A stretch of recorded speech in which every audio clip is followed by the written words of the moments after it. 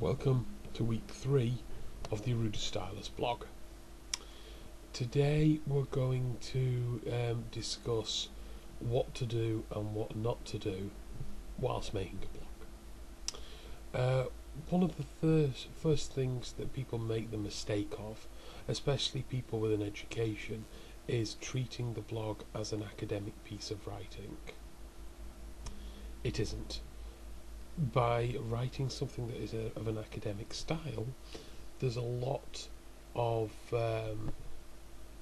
vocabulary involved and style involved that makes it very difficult to read overall. Most people as well don't want to read something that is academically written because they feel it's too dry and too academic, if you will. Also, most people don't want to read a blog that's very long.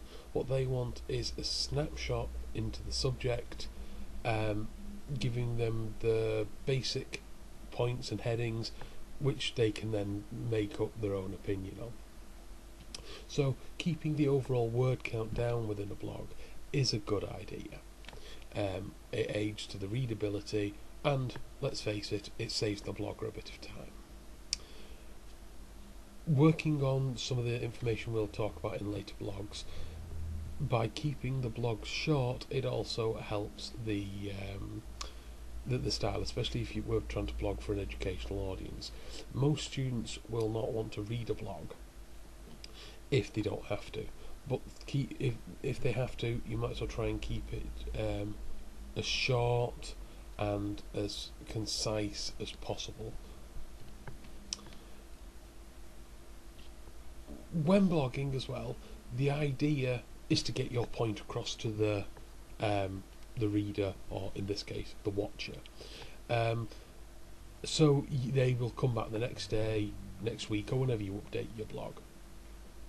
This can be done. There's many ways, many tricks of the trade to get around this, and I'm just going to have a quick chat about a couple of them.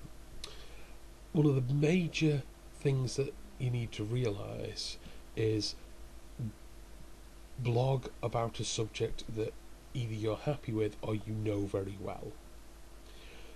There are an awful lot of blogs out there that people do because it's trendy and they're blogging about something that they know very little about. So if you want to write a blog about rugby, make sure you know rugby.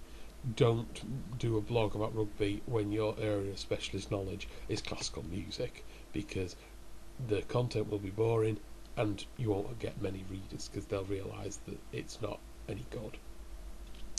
This might seem a trivial thing, but you'd be surprised by how many people get it wrong. Make sure that your target audience will enjoy what you're trying to provide. When blogging, you've got a chance to express your opinion, how you want it, without worrying about anybody saying it's wrong. Because as it being your opinion, you can stick by it. Of course, it's better if you back it up, but that's one of the joys of blogging. You can have an opinion without worrying about searching to back it up all the time. So that's some of the major do's and don'ts. It's also a good idea because by having an opinion, you are providing something that the user quite enjoys. You're providing something that they can disagree with, and then if they are of the want, they can then post a comment on the site disagreeing with your blog, which allows more blogs to continue, and it keeps users reading because there's some drama involved, which is always useful in these kind of scenarios. Other things that can be used: bullet points are always good because they draw the user to the page, to the right area of the page. Use headings liberally because they improve the user's perception of the blog, and it makes easy access to certain aspects. All these things help put in a lot of information in the blog and make them nice and easy to read. So that's what you should do and don't. So I'm just going to have a brief reflection now on what I've found. Overall, I've had quite a problem with writing the blogs for two major reasons. Firstly, I am dyslexic, so I have a problem making my opinion understood when I'm writing anyway, which is a troll. Also, I've got myself used to, over many years now, to writing in an academic style.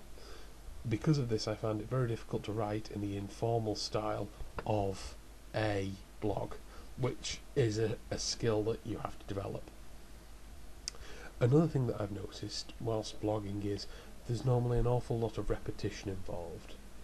This is because from week to week you need to remind people what you've said. You don't need to do it too much, otherwise the blog will become arduous, but you need to do some of it. So all in all, these are the things that I believe are the do's and don'ts of blogs and what I feel about them so far.